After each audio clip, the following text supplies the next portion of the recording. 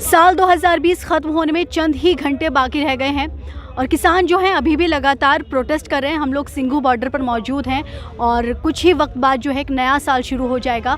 किसान अपने, शायद अगर ये आंदोलन नहीं होता तो अपने घर बार, अपने बच्चों के साथ, अपनी बीवियों के साथ अपने घर पे जश्न मना रहे होते, लेकिन ये बहुत ही दुर्भाग्य की बात है कि हमारे जो किसान हैं, हमारे जो अन्नदाता हैं, वो इस पूरे प्रोटेस्ट में डटे हुए हैं अभी तक, और सरकार का जो पे थोड़ा बहुत दबाव बना है और 2 कानून जो हैं वापस लिए हैं। हम आज इन किसानों से बात करेंगे, लेकिन हम ये क्लियर कर देना चाहते हैं कि यहाँ पे सिर्फ किसान नहीं हैं, यहाँ पे अलग अलग पेशे के लोग हैं। यहाँ पे बहुत ही वकील हैं जो बहुत ही बड़ी बड़ी पोजीशंस पर बैठे हुए हैं और वो सभी लोग इस पूरे प्रोटेस्ट में बने हुए हैं। हम बात करेंगे कि आखिर नया साल आने वाला है, चंद ही घंटों में हम एक नए साल में दाखिल हो जाएंगे, तो क्या क्या उम्मीदें हैं और क्या क्या अभी भी नाराज़गी बाकी है। जब 2 कानून वापस ले लिए हैं सरकार ने, तो अभी और किन डिमांड्स के साथ यहाँ पर हमारे जो अन्नदाता हैं वो क्यों बैठे हैं। मैं आपसे जानना चाहती हूँ कि सरकार ने 2 जो कानून हैं वापस ले लिए हैं, फिर किस बात के आगे नाराज़गी है, क्यों बैठे हुए हैं? नहीं, 2 कानून तो वापस ले लिए हैं, पर जो असली बड़े कानून है ना, जो 3 कानून बनाए ने खेती के, वो 3 कानून और MSP का जो है वो सारा मसला ये खड़ा है। और बड़ा मसला 3 कानूनों का तो MSP का है। जब तक ये निबास नहीं होंगे, जब तक ये एजिटेशन या संघर्ष खत्म नहीं होगा, किसान डटे हुए हैं। अकेले किसान नहीं, बेशक मैं पेशे से वकील हूँ, पर मैं भी किसान हूँ, किसान का बेटा हूँ। और पंजाब सारा अकेला किसान नहीं, मजदूर, व्यापारी सारा इस संघर्ष के साथ है। अब तो अकेला पंजाब नहीं, हरियाणा, यूपी, राजस्थान, सारा देश का किसान इस संघर्ष से जुड़ चुका है। और हमें उम्मीद है, वैसे सरकार बड़ी हंकार चुकी है, खासकर मोदी जी को वहम है, जो मैं एक बार कह दिया लोगों को मानना ही पड़ेगा, क्योंकि आज तक 370 तोड़ी कोई नहीं बोला, CA लाई कोई नहीं बोला, नोटबंदी की कोई नहीं बोला, लोग सह गए। पर मेरे ख्याल में मोदी साहब गलत जगह पंगा लेके बैठ गए ने। किसानों के साथ जो पंगा ना, अल्टीमेटली ये डाउनफॉल शुरू होगा मोदी का। संघर्ष में तो उसको कानून तो वापस लेने ही पड़ेंगे उसको, पर इसके बाद मैं समझता हूँ मोदी वो मोदी नहीं रहेगा जो पहला मोदी थी, जिसने वर्ल्ड लेवल पर अपनी इसने रेपुटेशन बनाया था ना। इस संघर्ष ने सारा कुछ ख़त्म करके रख दिया है, क्योंकि झूठ बोलता है, पैर पर झूठ बोलता है मोदी।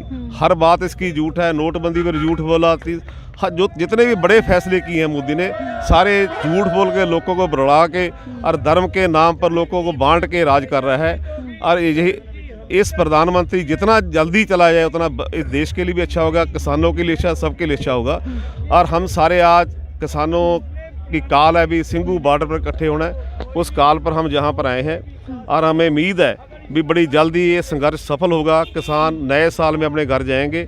यही हम सारे आज नए साल की आमद पर यही प्रार्थना करते हैं कि किसानों को सफलता मिले, ये संघर्ष सफल हो और जल्दी जल्दी किसान अपने घर जाएं। अच्छा, मैं कल जो मीटिंग हुई है सरकार के साथ किसानों की, उसमें जो एक इनपुट निकल कर आया है, क्योंकि आप पेशे से वकील हैं तो आपसे मैं सवाल करना चाहूँगी कि जिस तरह से सरकार ने बोला कि कानून बनाने में बहुत वक्त लगता है और कानून वापस लेने में भी वक्त लगता है, कितना वक्त लगता है, क्या प्रोसेस है? कुछ भी नहीं लगता। देखो, कानून पार्लियामेंट ने बनाना है। जो ये 3 जो कानून बने हैं ना, किससे मशवरा नहीं किया था। जिन लोगों के लिए कानून बनाए गए हैं उनसे किसी के साथ मशवरा नहीं किया, किसी किसान जथेबंदी के साथ मशवरा नहीं किया, सिर्फ कारपोरेटर के कहने पर ये कानून बनाए गए हैं। और ये जो कानून है ना, ये स्टेट सब्जेक्ट है, जो खेती है स्टेट सब्जेक्ट है, कंकरेंट लिस्ट में नहीं आता है। स्टेट सब्जेक्ट के कानून जो बनाती है वो स्टेट बनाती है, ना कि सेंटर बनाता है। पर जो कंकरेंट लिस्ट में इन्होंने कानून बनाया वो ट्रेड के बारे, वो सारे कानून ट्रेड के अंडर आते हैं। ट्रेड और खेती 2 बखरे सब्जेक्ट हैं। जो सेंटर ने जितने 3 कानून बने हैं या 2 बास ले रहे हैं, ये सारे व्यापारियों के लिए, बड़े कारपोरेट घरानों के लिए बनाए हैं, उनके कहने पर बनाए हैं। क्योंकि मोदी जी का सारा जो है ना दारोमदार है उन कारपोरेट घरानों पर है, उन्हीं के पैसे से ये राज कर रहे हैं। क्योंकि जितना देखो आप, मैं आपके तो नहीं बोल रहा, जितना बड़ा मीडिया है वो सारा कारपोरेट घरानों ने खरीद के दिया है और उनके पैसे से ये मोदी साहब राज कर रहे हैं। और बड़ा जल्दी ये घमंड टूटेगा, अहंकार जाएगा जल्दी, बहुत छेती। हम यही सारे जो जितने किसान जहाँ पर हैं, यही आज नए साल पर हम सारे यही प्रार्थना करेंगे वाहिगुरू से, परमात्मा से, कि जल्दी जरा संघर्ष सफल हो और किसान अपने घर जाए। ठीक है। मैं आपसे जानना चाहती हूँ कि 4 जनवरी को जो है आपकी किसानों की और गवर्नमेंट के बीच में फिर से एक मीटिंग होने वाली है। सरकार पिछले मीटिंग में आप लोगों के सामने झुक चुकी है कहीं ना कहीं। क्या उम्मीदें हैं नए साल से और ये 4 जनवरी की मीटिंग से, क्या लगता है आपको? हमें पूरी उम्मीद है कि जो मैं ਗਿਆਨ ਸਿੰਘ ਮੰਗੂ ਐਡਵੋਕੇਟ ਨਾਭੇ ਤੋਂ ਐਡੀਸ਼ਨਲ ਐਡਵੋਕੇਟ ਜਨਰਲ ਪੰਜਾਬ। ਸਾਨੂੰ ਬੜੀ ਉਮੀਦ ਆ ਕਿਉਂਕਿ ਕਿਸਾਨੀ ਸੰਘਰਸ਼ ਆ ਜਿਹੜਾ ਬੜਾ ਹੁਣ ਸਿਖਰਾਂ ਤੇ ਪਹੁੰਚ ਚੁੱਕਿਆ। ਵਿਦੇਸ਼ਾਂ ਦੇ ਵਿੱਚ ਵੀ ਜਿਹੜੇ ਕਿਸਾਨ ਨੇ ਪੰਜਾਬ ਦੇ ਲੋਕਾਂ ਦੇ ਲਈ ਇਸ ਬਿੱਲਾਂ ਦੇ ਵਿਰੋਧ ਦੇ ਵਿੱਚ ਉੱਠ ਖਲੋਤੇ ਨੇ ਤੇ ਸਾਨੂੰ ਪੂਰਾ ਵਿਸ਼ਵਾਸ ਆ ਕਿ 4 ਤਰੀਕ ਨੂੰ ਜਿਹੜਾ ਮੋਦੀ ਨੂੰ ਝੁਕਣਾ ਪਊਗਾ ਤੇ ਜੇ ਨਹੀਂ ਝੁਕੂਗਾ ਜਿੰਨੀ ਦੇਰ ਤੱਕ ਇਹ ਬਿੱਲ ਵਾਪਸ ਨਹੀਂ ਹੁੰਦੇ ਉਨੀ ਦੇਰ ਤੱਕ ਕਿਸਾਨ ਵਾਪਸ ਨਹੀਂ ਜਾਣਗੇ। ਕਿਉਂਕਿ ਜਿਹੜਾ ਬਿੱਲ ਹੈ ਬਿੱਲ ਪਾਸ ਨਹੀਂ ਹੋਇਆ ਹੈਗਾ। ਤੁਹਾਨੂੰ ਸਾਰਿਆਂ ਨੂੰ ਪਤਾ, ਮੀਡੀਆ ਨੂੰ ਪਤਾ, ਸਾਰੀ ਦੁਨੀਆ ਨੂੰ ਪਤਾ ਕਿ ਰਾਜ ਸਭਾ ਦੇ ਵਿੱਚ ਜਿਹੜੀ ਮੋਦੀ ਸਰਕਾਰ ਸੀਗੀ ਘੱਟ ਗਿਣਤੀ ਦੇ ਵਿੱਚ ਸੀਗੀ, ਉੱਥੇ ਕੋਈ ਵੋਟਿੰਗ ਨਹੀਂ ਹੋਈ ਹੈਗੀ। ਪਾਸ ਹੋ ਗਿਆ ਜਿਸ ਤਰ੍ਹਾਂ ਮੇਲੇ ਦੇ ਵਿੱਚ ਕੋਈ ਗੱਲ ਹੁੰਦੀ ਆ, ਪਾਸ ਹੋ ਗਿਆ ਕਰਕੇ ਗੱਲ ਕਰਤੀ। ਉੱਥੇ ਸਾਡੇ ਐਮਪੀਆਂ ਨੇ ਜਿਵੇਂ ਸੰਜੇ ਸਿੰਘ ਨੇ, ਭਗਵੰਤ ਮਾਨ ਨੇ, ਉੱਥੇ ਮਾਈਕ ਵੀ ਤੋੜੇ ਨੇ ਵੀ ਵੋਟਿੰਗ ਹੋਣੀ ਚਾਹੀਦੀ ਆ, ਪਰ ਇਹਨਾਂ ਨੇ ਕੋਈ ਵੋਟਿੰਗ ਨਹੀਂ ਕਰਾਈ ਹੈਗੀ। ਬੜੇ ਗੈਰ ਕਾਨੂੰਨੀ ਢੰਗ ਦੇ ਨਾਲ ਜਿਹੜੇ ਰਾਜ ਸਭਾ ਦੇ ਵਿੱਚੋਂ ਬਿੱਲ ਪਾਸ ਕੀਤੇ ਨੇ, ਕਿਉਂਕਿ ਇੰਡੀਆ ਦੀ ਹਿਸਟਰੀ ਦੇ ਵਿੱਚ ਪਹਿਲੀ ਵਾਰ ਹੋਇਆ ਕਿ ਕੋਈ ਵੀ ਬਿੱਲ ਆ ਜਿਹੜਾ ਬਿਨਾਂ ਵੋਟਿੰਗ ਤੋਂ ਪਾਸ ਕਰ ਦਿੱਤਾ ਗਿਆ। ਕਿਉਂਕਿ ਮੋਦੀ ਸਰਕਾਰ ਘਾਟੇ ਸੀਗੀ, ਉੱਥੇ ਬਿੱਲ ਪਾਸ ਨਹੀਂ ਸੀ ਹੋਣੇ, ਪਰ ਉਹਨਾਂ ਨੇ ਜ਼ਬਰਦਸਤੀ ਜ਼ਬਾਨੀ ਗੱਲਾਂ ਦੇ ਨਾਲ ਉਹ ਬਿੱਲ ਜਿਹੜੇ ਪਾਸ ਕਰ ਦਿੱਤੇ ਨੇ। ਇਹ ਗੈਰ ਸੰਵਿਧਾਨਕ ਨੇ, ਗੈਰ ਕਾਨੂੰਨੀ ਨੇ ਤੇ ਕਿਸਾਨਾਂ ਦੀ ਜਿੱਤ ਹੋਊਗੀ। ਕਿਉਂਕਿ ਅੱਜ ਵੀ ਜਿਹੜਾ ਹੈਗਾ ਕਿਸਾਨ ਯੂਨੀਅਨ ਨੇ ਸਾਨੂੰ ਸੱਦਾ ਦਿੱਤਾ ਹੈ ਸਾਰੇ ਪੰਜਾਬ ਦੇ ਲੋਕਾਂ ਨੂੰ, ਕਿਸਾਨਾਂ ਨੂੰ, ਦੇਸ਼ ਵਿਦੇਸ਼ ਦੇ ਵਿੱਚ ਜਿਹੜੇ ਵੀ ਕਿਸਾਨ ਵੱਸਦੇ ਨੇ ਕਿ ਦਿੱਲੀ ਬਾਰਡਰ ਦੇ ਆ ਕੇ ਅਸੀਂ 31 ਜਨਵਰੀ ਜਿਹੜਾ 31 ਦਸੰਬਰ ਦਾ ਦਿਨ ਆ, ਅਸੀਂ ਇਹਨੂੰ ਕੋਈ ਖੁਸ਼ੀ ਦੇ ਲਈ ਨਹੀਂ, ਅਸੀਂ ਸੰਘਰਸ਼ ਦੇ ਰੂਪ ਦੇ ਵਿੱਚ ਇਸ ਚੀਜ਼ ਨੂੰ ਉੱਥੇ ਮਨਾਈਏ। ਅਸੀਂ ਸੰਘਰਸ਼ ਦੇ ਰੂਪ ਦੇ ਵਿੱਚ ਦੇਖੋ ਖੁੱਲ੍ਹੀ ਸੱਤ ਦੇ ਵਿੱਚ ਮਨਾ ਰਹੇ ਹਾਂ ਤੇ ਆਉਂਦੇ ਸਾਲ ਜਿਹੜੀ ਆਮਦ ਆ 21 ਵੀ ਆ ਜਿਹੜਾ ਸਾਲ ਆ ਉਹ ਵੀ ਅਸੀਂ ਖੁੱਲ੍ਹੀ ਸੱਤ ਦੇ ਵਿੱਚ ਇੱਥੋਂ ਸ਼ੁਰੂ ਕਰਕੇ ਜਾਵਾਂਗੇ। ਸਾਨੂੰ ਕੋਈ ਚਾਅ ਨਹੀਂ ਹੈਗਾ ਇੱਥੇ ਬੈਠਣ ਦਾ। ਸਾਡੇ ਬੱਚੇ ਵੀ ਇੱਥੇ ਆਏ ਹੋਏ ਨੇ, ਕਿੰਨੇ ਵਕੀਲ ਇੱਥੇ ਆਏ ਹੋਏ ਨੇ ਸਾਡੇ ਕਿਸਾਨ ਮਿੱਤਰ ਕਰਨਵੀਰ ਸਿੰਘ ਟਵਾਣਾ, ਜਗਦੀਪ ਸਿੰਘ ਮੁਕਤਸਰ ਤੋਂ ਆਏ ਹੋਏ ਨੇ, ਸਰ ਜਸਵੀਰ ਸਿੰਘ ਪਟਿਆਲੇ ਤੋਂ ਆਏ ਹੋਏ ਨੇ। ਅਨੇਕਾਂ ਵਕੀਲ ਨੇ ਜਿਹੜੇ ਪੰਜਾਬ ਦੇ ਵਿੱਚ ਅੱਜ ਇੱਥੇ ਪਹੁੰਚੇ ਨੇ, ਕਿਸਾਨੀ ਭਾਈਚਾਰਾ ਪਹੁੰਚਿਆ। ਅਸੀਂ 5ਵੀਂ ਵਾਰ ਇੱਥੇ ਆਏ ਹੈਗੇ। ਅਸੀਂ ਜਿੰਨੀ ਦੇਰ ਤੱਕ ਇਹ ਬਿੱਲ ਵਾਪਸ ਨਹੀਂ ਹੁੰਦੇ, ਜਿਹੜੇ ਗੈਰ ਕਾਨੂੰਨੀ ਨੇ, ਗੈਰ ਸੰਵਿਧਾਨਕ ਕਾਨੂੰਨੀ ਦੇਰ ਤੱਕ ਵਾਪਸ ਨਹੀਂ ਜਾਵਾਂਗੇ। ਅਸੀਂ ਸਮਰਪਿਤ ਹਾਂ ਕਿਸਾਨਾਂ ਨੂੰ। ਅਸੀਂ ਕੋਈ ਪ੍ਰੋਫੈਸਰ ਆ, ਕੋਈ ਡਾਕਟਰ ਆ, ਸਭ ਤੋਂ ਪਹਿਲਾਂ ਕਿਸਾਨ ਦਾ, ਮਜ਼ਦੂਰ ਦਾ ਬੱਚਾ हैगा। मैं ये जानना चाहती हूँ आपसे सवाल करूँगा कि जिस तरह से 2 कानून वापस किए हैं, पराली वाला वापस ले लिया है कानून और बिजली वाला कानून वापस ले लिया है, अभी 3 कानून जो है, मेन कानून जो है वो वापस नहीं लिए हैं, तो बिजली वाला और पराली वाला जो है वो कॉर्पोरेट से सीधा नहीं जुड़ा है, लेकिन कृषि वाला जो है वो सीधा जुड़ा हुआ है। तो कितना आसान होगा ये कानून वापस कराना आप लोगों के लिए? ਮੇਰੇ ਖਿਆਲ ਦੇ ਵਿੱਚ ਅੱਖਾਂ 'ਚ ਘੱਟਾ ਪਾਉਣ ਵਾਲੀ ਗੱਲ ਆ ਜਿਹੜੀ ਸਰਕਾਰ ਕਰ ਰਹੀ ਹੈ। ਦੇਖੋ ਜਿਹੜਾ ਬਿਜਲੀ ਬਿੱਲ ਸੀਗਾ ਉਹ ਤਾਂ ਹਲੇ ਚਾਲੂ ਹੀ ਨਹੀਂ ਹੋਇਆ ਸੀਗਾ। ਉਹ ਤਾਂ ਹਲੇ ਬਿੱਲ ਮਤਲਬ ਬਿੱਲ ਇਹ ਹੈਗਾ, ਕਾਨੂੰਨ ਤਾਂ ਬਣਿਆ ਹੀ ਨਹੀਂ ਹੈਗਾ। ਉਹ ਤਾਂ ਹਲੇ ਕਿਸੇ ਕਿਸਮ ਦੀ ਉਹਦੀ ਉਹ ਨਹੀਂ ਹੈਗਾ। ਜਿਹੜਾ ਦੂਸਰਾ ਹੈਗਾ ਆਪਣਾ ਪਰਾਲੀ ਵਾਲਾ ਹੈਗਾ ਉਹ ਵੀ ਕੋਈ ਬਹੁਤੀ ਵੱਡੀ ਗੱਲ ਨਹੀਂ ਹੈਗੀ। ਮੇਨ ਮੰਗ ਤਾਂ ਸਾਡੀ ਇਹ 3 ਬਿੱਲਾਂ ਦੀ ਹੈਗੀ। ਉਹਦੇ ਵਿੱਚ ਵੀ ਮੇਨ ਮੰਗ ਸਾਡੀ ਜਿਹੜੀ ਹੈਗੀ ਕਿ MSP ਲਾਗੂ ਕੀਤੀ ਜਾਵੇ। ਉਹ 3 ਬਿੱਲ ਹੀ ਮੇਨ ਹੈਗੇ ਤਾਂ ਸਿਰਫ ਅੱਖਾਂ ਦੇ ਵਿੱਚ ਘੱਟਾ ਪਾਉਣ ਵਾਲੀ ਗੱਲ ਕਰ ਰਹੇ ਨੇ।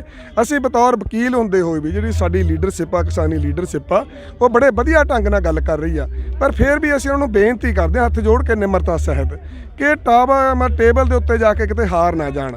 ਜਿਵੇਂ ਕਿ ਸਰਕਾਰ ਗੱਲਾਂ ਕਰਦੀ ਹੈ ਕਿ ਅਸੀਂ ਲਿਖਤੀ ਸਮਝੌਤਾ ਕਰ ਲੈਂਦੇ ਹਾਂ।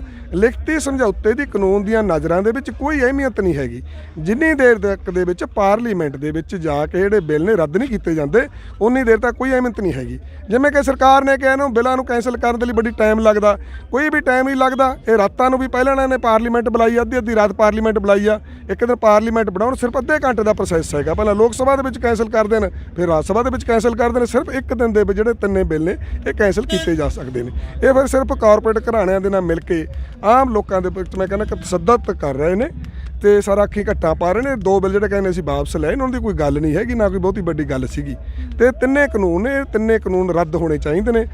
ਮੈਂ ਦੁਬਾਰਾ ਫਿਰ ਰਿਪੀਟ ਕਰਦਾ ਇਸ ਗੱਲ ਨੂੰ ਕਿ ਜਿਹੜੀ ਕਿਸਾਨੀ ਲੀਡਰਸ਼ਿਪ ਆ ਬਹੁਤ ਬਚ ਕੇ ਰਹੇ। ਇੱਕ ਗੱਲ ਦੇ ਵਿੱਚ ਲੈ ਕੇ ਆਉਣ ਦੀ ਕੋਸ਼ਿਸ਼ ਕਰਨਗੇ ਕਿ ਅਸੀਂ ਲਿਖਤੀ ਰੂਪ ਦੇ ਵਿੱਚ ਤੁਹਾਨੂੰ ਕਹਿ ਦਿੰਦੇ ਹਾਂ।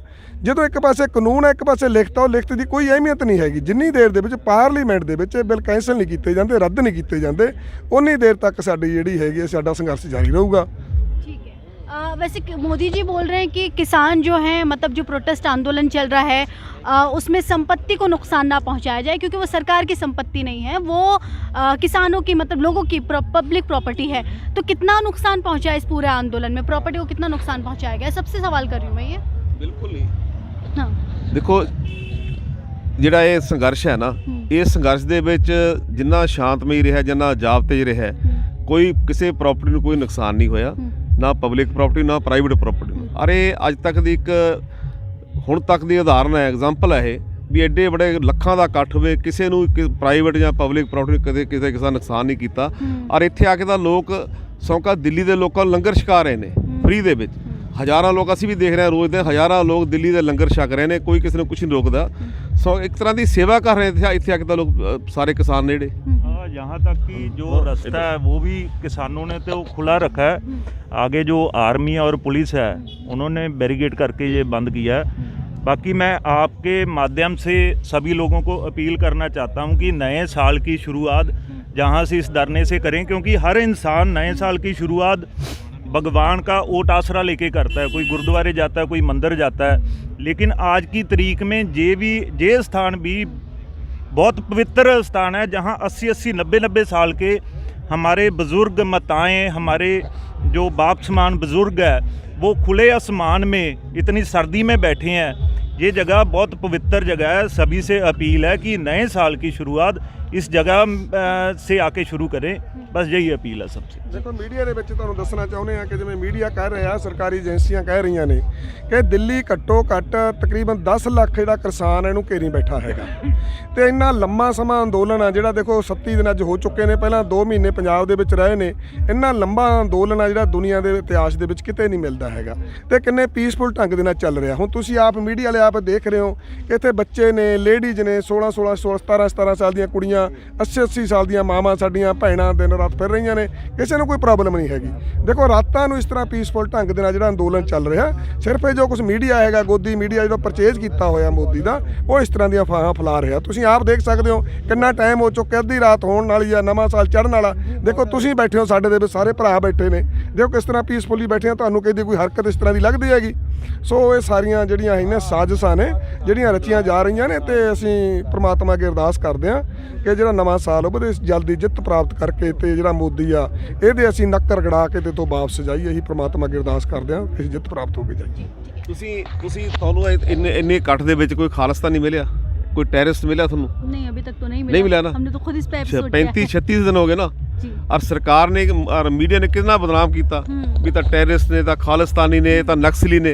कोई देखा सी इत्थे है जो बंदा कोई? ये सारे किसान ने, काम करने वाले बंदे, अपने खेतों में काम करने वाले बंदे ने, बिना किसी कारण तो उन्होंने बदनाम किया जा रहा है। और जो मंगा ने बड़ियां जायज़ मंगा ने, किसानी दी मंगा ने, किसान तो पहले ही बड़ा सफ़र कर रहा है। सरकार ਇਹ ਕਾਨੂੰਨ ਲਿਆ ਰਹੀ ਹੈ, ਉਸ ਤੋਂ ਉੱਪਰੋਂ ਜਿਹੜੇ ਕਾਰਪੋਰੇਟਰ ਨੂੰ ਫਾਇਦਾ ਪਹੁੰਚਾ ਰਹੇ ਨੇ। ਸੋ ਸਰਕਾਰ ਨੂੰ ਨਹੀਂ ਚਾਹੀਦਾ, ਤੁਹਾਡੇ ਆਪਣੇ ਲੋਕ ਨੇ, ਸਾਡੀ ਆਪਣੀ ਸਰਕਾਰ ਹੈ, ਸਰਕਾਰ ਨੂੰ ਮੰਨਣਾ ਚਾਹੀਦਾ ਇਸ ਨੂੰ। ਜੇ ਸਰਕਾਰ ਆਪਣੇ ਲੋਕਾਂ ਦੀ ਨਹੀਂ ਮੰਨੂ, ਹੋਰ ਕਿਸ ਦੀ ਮੰਨੇਗੀ? सही बात। तो यहाँ पे किसानों का जो है वो बिल्कुल साफ साफ कहना है कि जब तक मोदी सरकार जो है वो जो कानून वापस लिए हैं ये उनके लिए काफ़ी नहीं है। वो 3 जो मेन कृषि कानून है, जब तक सरकार उसको वापस नहीं ले लेती है तब तक इनकी ये लड़ाई, इनका ये आंदोलन ऐसे ही जारी रहेगा।